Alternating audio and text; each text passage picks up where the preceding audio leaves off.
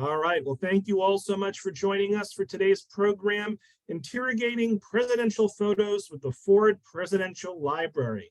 Since John F. Kennedy, most presidents have had an official photographer, resulting in a wealth of primary source material. But what can Americans of all ages learn by taking a deeper look past the subject matter and into the backgrounds and material culture represented in these photos? What will they learn? How can they learn more about how the lives of our leaders are presented? So this program is led by Dr. Richard Weld, who's the education specialist for the Gerald Ford Presidential Library and Museum.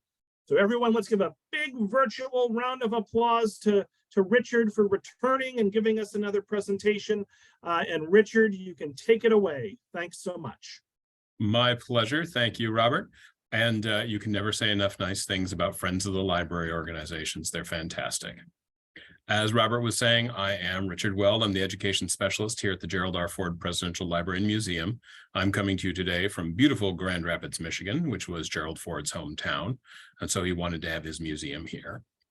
For those of you who might not know, the National Archives is America's record keepers. We keep track of the country's documents from the Declaration of Independence to today. In addition to that, since Franklin Roosevelt left his papers to us back in, I think, 1939, we have created a presidential library for every president since. Even Herbert Hoover, who was the only other president alive at the time, who said, well, can I have one too, please? He's got one as well.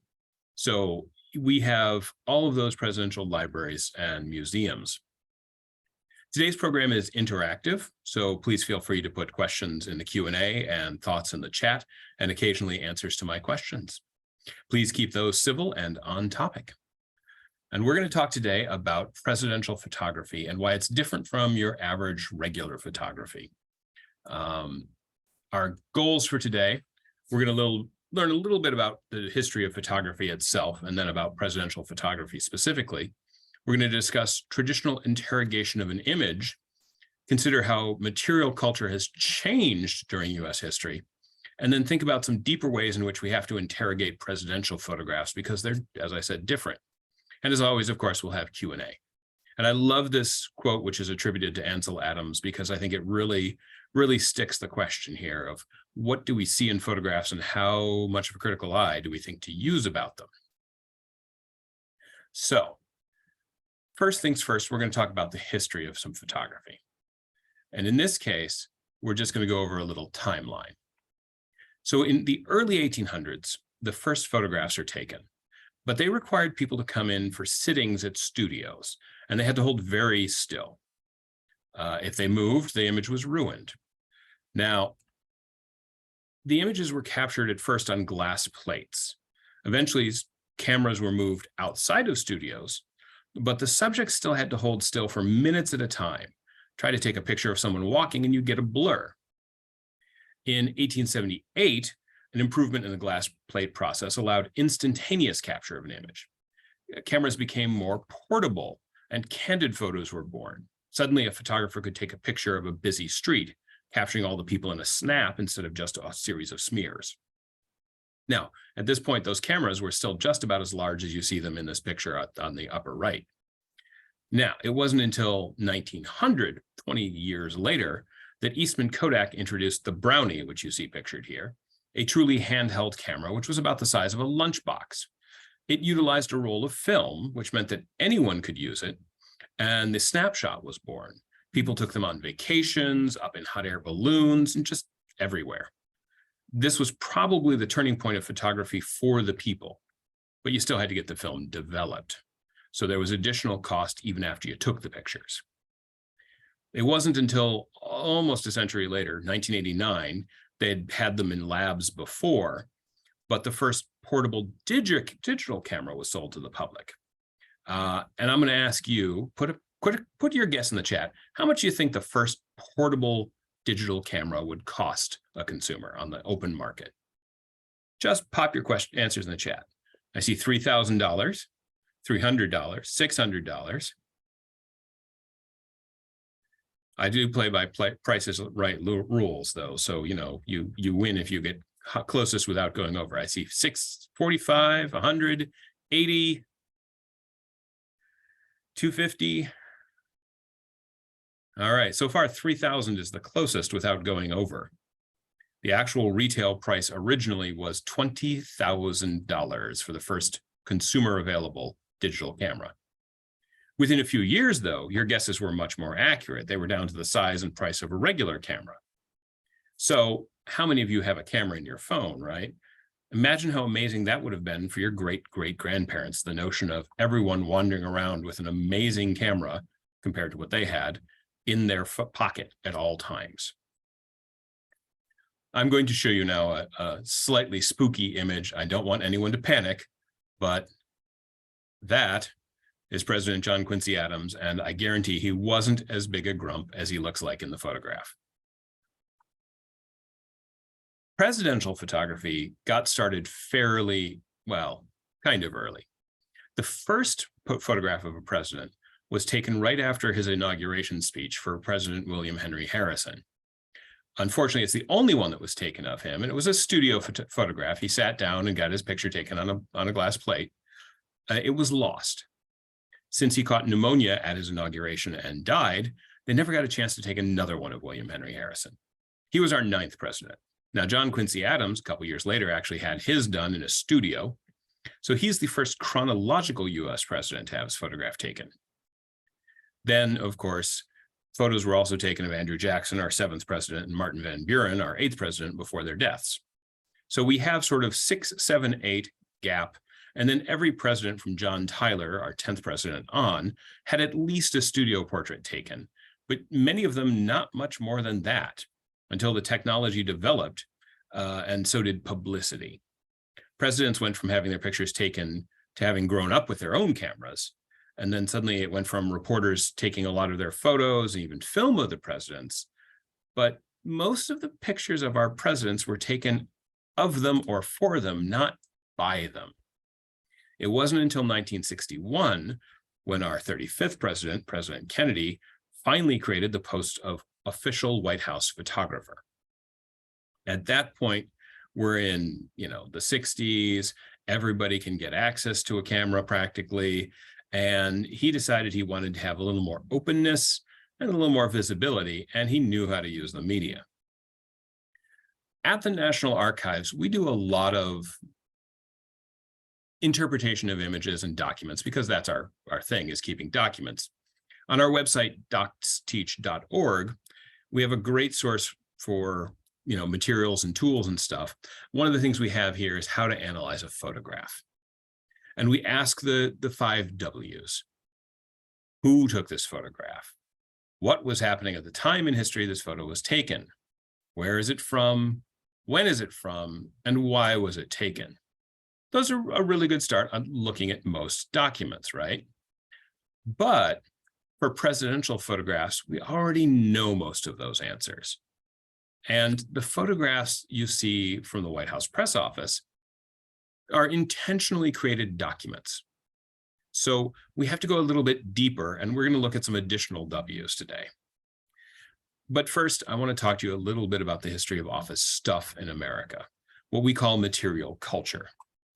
These are the everyday things you see in old pictures, but often don't think about.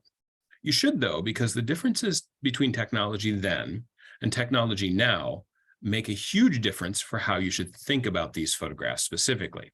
So I'm going to go through some fun old photographs, and we can look at the things in them and talk about what the difference is in the material culture. So first one's first, we're going to take a look at Jerry Ford, and it takes a second to load some of these photos because they're not small.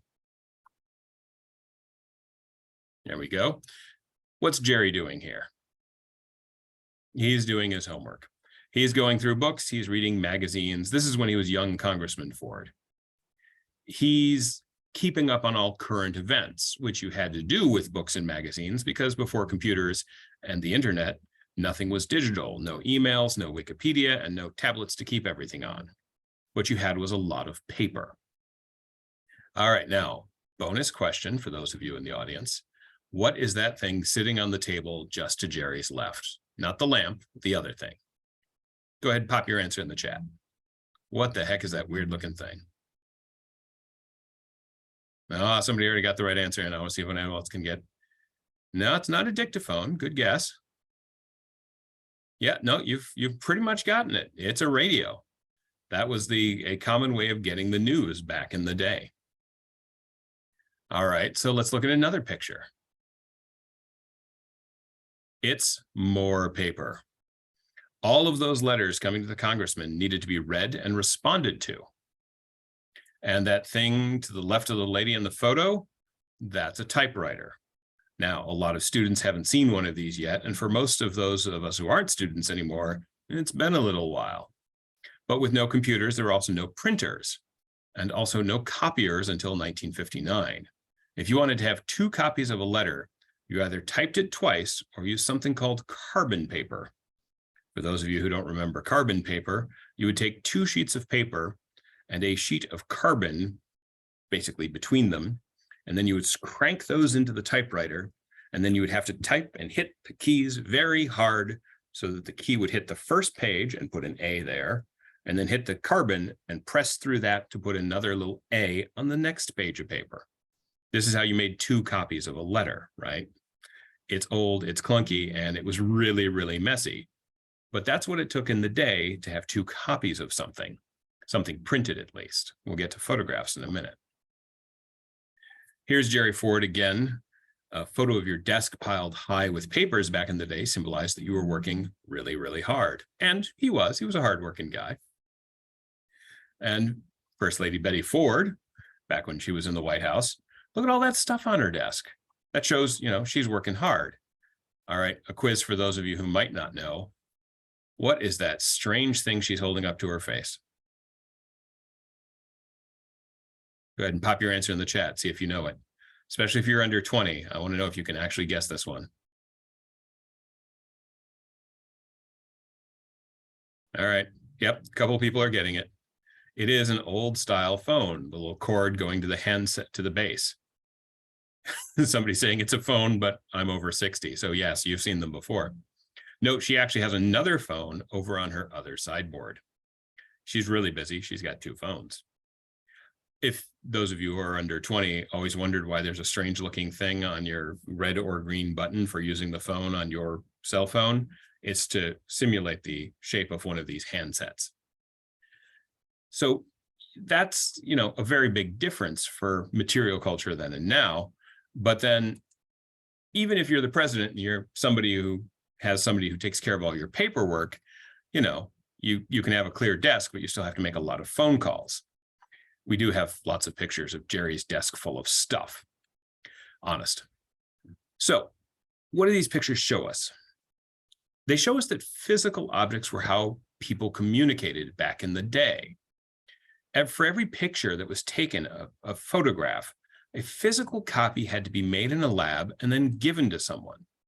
There was no way to send a copy of a picture to several hundred people or several thousand people just with a click of a button. Every picture was chosen very intentionally in the day when all of our media was much more physical. Also, back before computers, things weren't backed up. Film could get lost or damaged, and that's happened a lot in history where important moments where there was a photographer there were still erased, essentially. Mass communication back in the day was slower and harder, which means that a picture, which we say is worth 1,000 words, had to be chosen carefully. They still took tons of pictures, though nothing compared to what we can do now with the burst mode. But when they went to use a picture, they had to select them. And that's one of the things we're going to be talking about. So let's get into our W's here. I want to know when I see a presidential picture, who isn't in the picture? For every picture, you see a subject of the picture. And here's a great set we've got here at the Ford Museum. We've got Jerry and Betty teaching their dog Liberty how to swim. Oh, and I went too far. Liberty's not so sure about the water, but they're going to pull Liberty in, or maybe just lift her in. But once she's in the water, she does okay. We have these great pictures at the Ford Library. We even have a picture of Betty splashing Jerry with those bell bottoms, those really kicking heels. It was the 70s, and fashion was different then. But when you look at these photos, you have to ask yourself, are these a really true set of candid family snapshots? They're not really. They were taken at the president's official retreat, Camp David. So who's not in this picture? Well, the photographer, who was in fact a professional photographer who carried around dozens of rolls of film and multiple cameras and light meters and things like that. But also there are a couple Secret Service agents not there, any other of the president's staff who were standing around, they're not in the pictures. These look like great candid family snapshots, but they're not. It's not true that every presidential photo was staged, but they do only exist because a professional photographer was there to capture them. So who isn't in the picture is always a good question to ask yourself when looking at presidential photographers. All right, that's a who. How about a what? What are those people doing? And in the 70s, the White House did not have a pool. Jerry liked to swim laps. He liked to start his day with a swim. But instead of spending government money to put in a pool at the White House, he did a fundraising campaign. He didn't ask any taxpayer money. He just asked people to donate money. It wasn't until 1975, though he entered the presidency in 1974, that the pool was built. So on July 4th weekend, he got to go for a swim in the new White House pool. And there's Jerry doing laps. That's great. It's again, kind of a chosen picture. But the other people who weren't there for the picture in the picture were there otherwise. And this is the White House press corps. It's tough to be the president sometimes. You just want to go for a morning swim and you've got like 50, 60 people taking photographs of you. So it's something to think of that when the president is photographed, he knows he's being photographed. And that can also mean that he's on his best behavior. All right, so who are the people not in the photograph? What are those people doing? Well, they're taking the photograph, sure.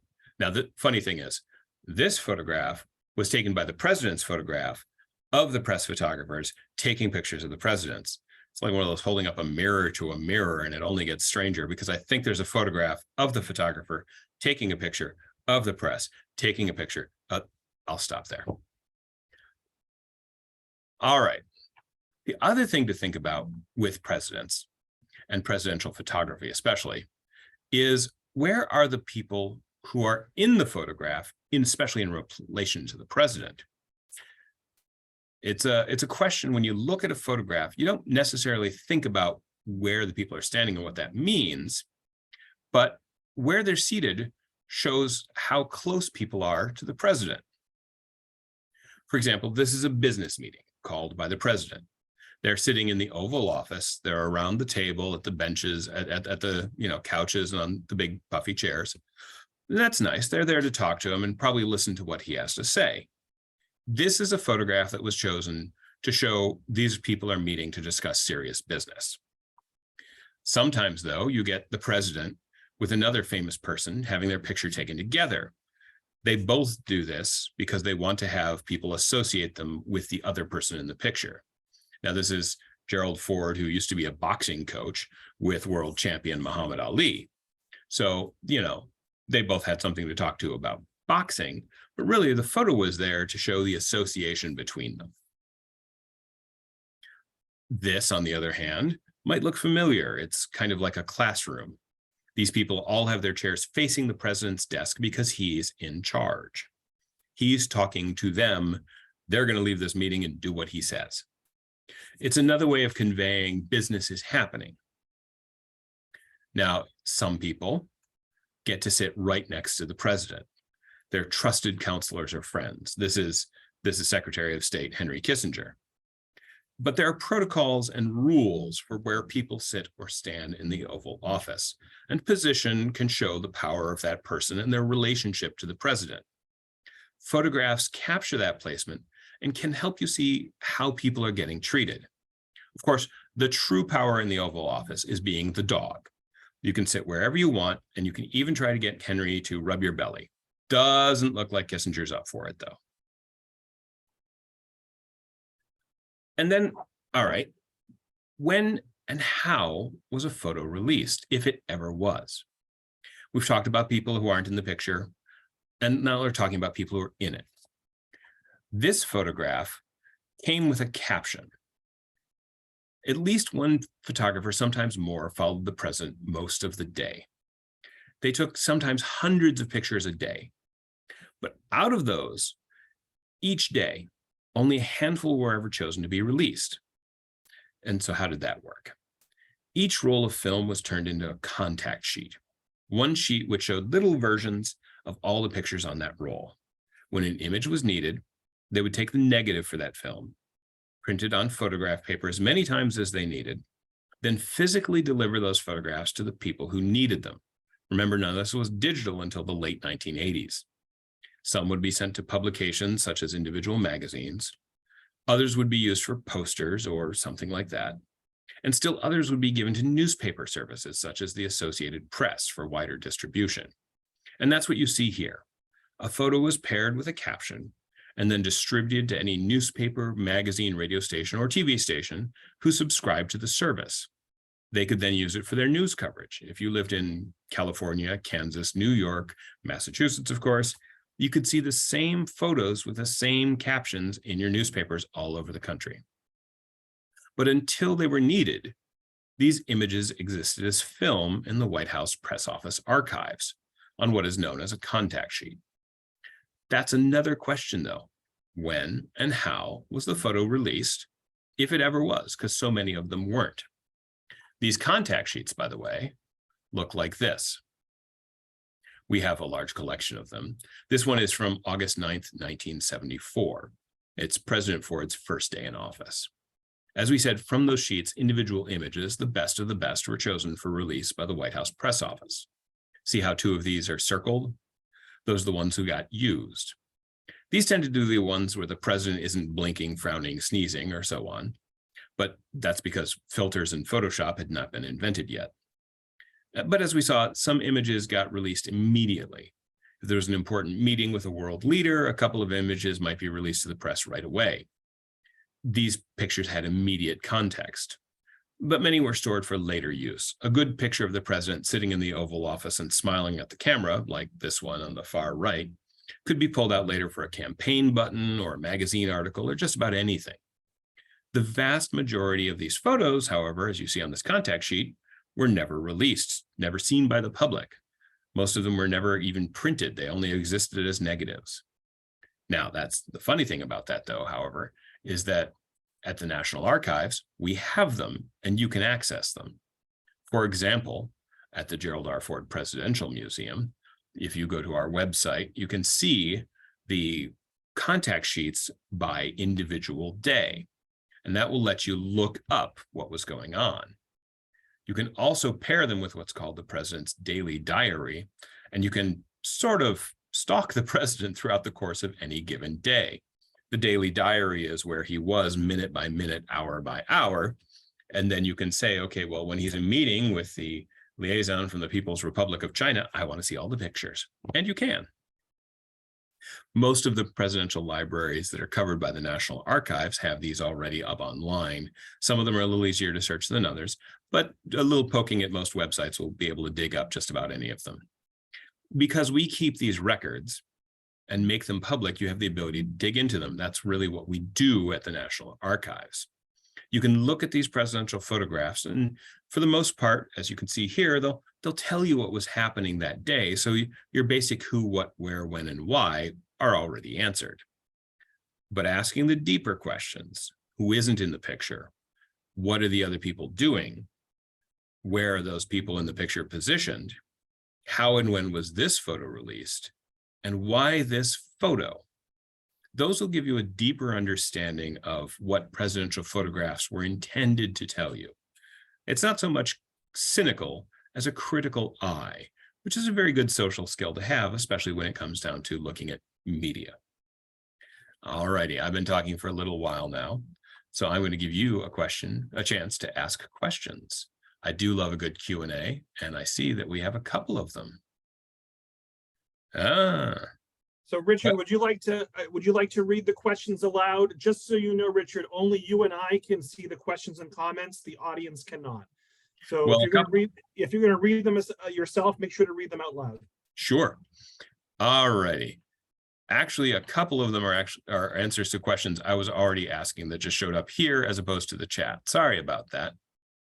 And let's see, what is that person holding in his hand to the left? I'm not sure which slide that was. That was asked at 2:17, so about 10 minutes ago, Richard. If that's any help. Let me see. That puts it down to a couple of different sets of slides it could be. Hold on. I think it might have been, and if that was your question, feel free to repeat it in the chat and tell us when we get to the slide. I'm thinking it was probably, and it takes me a minute to go back here because I got so many pictures and animations. Stalking a president through these archives. How often do you recommend doing so? With Betty Ford. Let's see. The picture with Betty. Hold on just a second. Let me get to it. I think it might be this page. Hold on just a second. Somebody also asked, I love the idea of stalking a president through these archives. How often do you recommend doing so? Well, you can only do this for past presidents, unfortunately, because when we get the presidential papers from a president when they leave office, it actually takes us a while to get them up there. Also, modern presidents, unfortunately, don't have contact sheets for us to go through and pair with the daily diaries anymore once everything went digital. So basically, you're looking about Kennedy through, I'm going to say Clinton. You really have great opportunities to go through and look at these things. So the picture with Betty Ford, you're saying there was somebody here to her left holding something? Actually, that is one of Betty's kids. I can't tell from the back if it's Steve or Jack, but I'm guessing he was on his way out to the tennis court. And I'm not sure what was in the bag, but not sure. Generally, it was a very sporty White House. They had the tennis courts, they had the pool. Jerry was a jock, so the whole family did all sorts of various sports. And then Laura, you were asking about what the person was holding to the left of Betty. I think this might be the slide we were talking about. Not sure, but I can't quite make out what it is he's holding. It does have strings, probably not a pocketbook, but you never know. He might have borrowed mom's purse for something. Other questions? These are great. You can pop them in the Q&A or pop them in the chat. I'm watching both. And somebody did point out that Ford also swam at his press secretary's pool. Jerry swam just about every chance he got. He had a meeting in Vladivostok, and we have a whole set of pictures with him swimming in a Soviet Union gymnasium pool, which has all of these really great murals of the heroes of the Soviet Union on the walls. And Jerry's just doing laps before he goes and has a meeting with Brezhnev. So, Jerry was, who is Ford pointing to in that picture? He's pointing to, in this case, whoever was talking to him. This being Congressman Ford in this picture, he did not yet have an official photographer. So this may have been a staged photo where he was trying to look very businesslike, and this may have been part of a newsletter or something. I'm guessing that was staged to make him look very businesslike.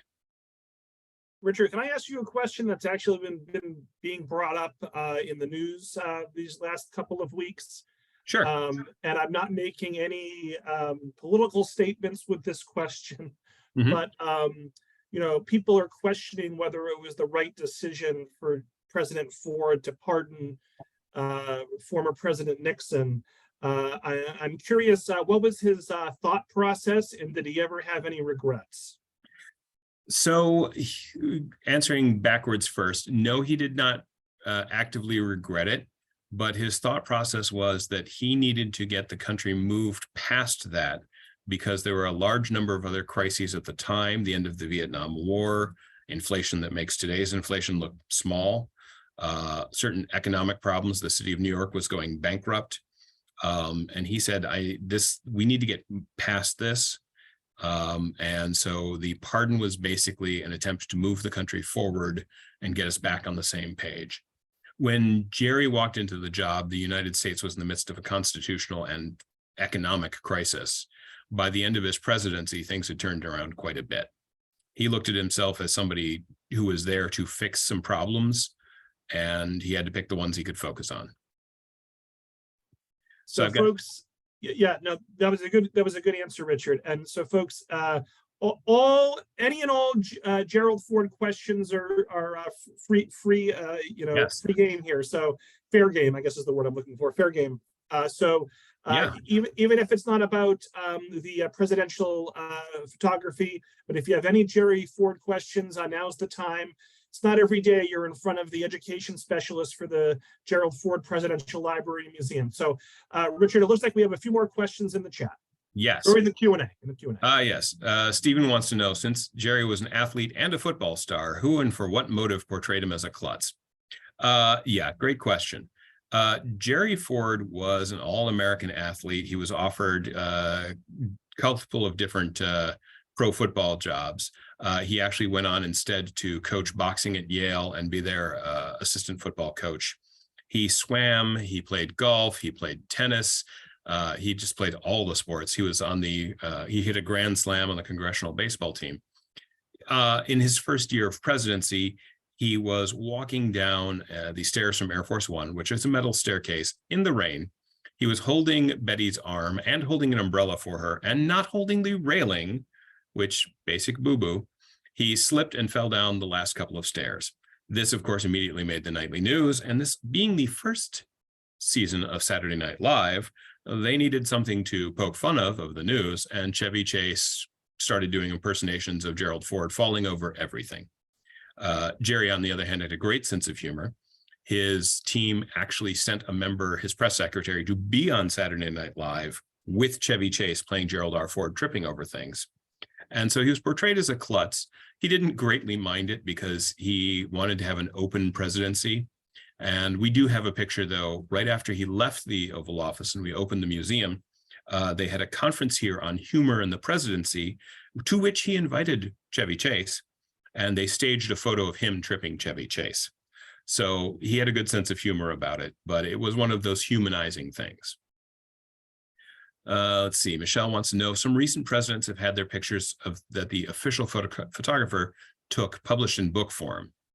Would that ever be done with older presidents using the contact sheets? It certainly could be. David Hume Kennerly, who was the Ford photographer you saw on the very first slide, has published a great book. It's a huge coffee table volume. I think it's currently out of print, but it's got great pictures in it, including one from that meeting in Vladivostok, where Jerry and all of his team had to go stand outside in the cold in the middle of the night to discuss things because their hotel rooms were bugged. So there's some great pictures in these books. Let's see, Larry wants to know, was it very hard on Jerry to see his wife battle with addiction? Yes, it was. But again, they lived their life in public and they believed in openness and honesty. So they were very open about these things. Why don't we get more positive press about what President Ford did? Jerry Ford made a lot of very unpopular decisions, and he knew it when he made them, and he didn't care. Jerry said, I'm going to do what is best for the country, not for my career. He was not elected to be president. He wasn't even elected to be vice president. I like to describe him as the president no one saw coming, not even him. He did not have any expectation when he came into the job that he was going to run for re-election. In fact, he was going to say early on in his presidency that he didn't intend to, but it was pointed out to him by his staff that that would actually make him a lame duck president with 2 years to go. So, and he didn't originally intend to run for re-election. So he made some unpopular decisions that he knew were going to cost him politically. He did an amnesty program for draft dodgers. He pardoned Nixon. And just, he did a couple of things that he knew were going to cost him big. The country was going through a lot, especially right after Nixon. Everyone was very critical of the presidency. He took the blows so that even if he didn't win a re-election, which he didn't, he would hand off the presidency to somebody in much better position, and the whole country in much better condition than when he got it, which was what he essentially did for Jimmy Carter, and they were good friends. Did any of his children get married while he was president? No, they didn't. Was President Ford ever on a U.S. postage stamp? Yes, he was. We have a giant poster of it here in the building. Any last minute questions? I do see someone saying actor Tim Robbins, Andy Dufresne could easily pass as young President Ford. Actually, young President Ford had terrific hair and was really, really, really fit. So actor Tim Robbins would have to do a lot of working out. We've got some real pictures of Jerry in his gridiron gear looking rough. So, well, I'm happy to end on a Shawshank Redemption reference. But I think so. I think we've gone through all questions and comments. Folks, let's give Richard a big virtual round of applause for a great presentation. Feel free to let him know in the chat if you enjoyed this. I will be Richard, I'm going to circle back to you in case you have any last words for us. But folks, look for an email from me tomorrow with a link to this recording, a link to a feedback survey, and information about some other upcoming presidential history programs we have scheduled this summer. So Richard, we have folks in the chat saying very good presentation, wonderful presentation, a lot of thank yous. And Richard, do you have any last words for us before we wrap it up? Very much my pleasure. I would just say have a wonderful day, everybody. And if you have a chance, go look at some of these photos and check out all the cool stuff. All right. If you have any additional questions for Richard, I will include his email address in the follow-up email, and you can ask them one-on-one, because I know the minute I stop, we get 5 questions in the Q&A. So that's how it always is. Popped in. Yeah, that's how it is, Richard. We're going to let those sit there, though. I apologize. So thank you all so much, and I hope everyone enjoys the rest of their day. Thanks again, Richard. Take care, everybody. Have a wonderful day. Yeah, you too. Bye-bye.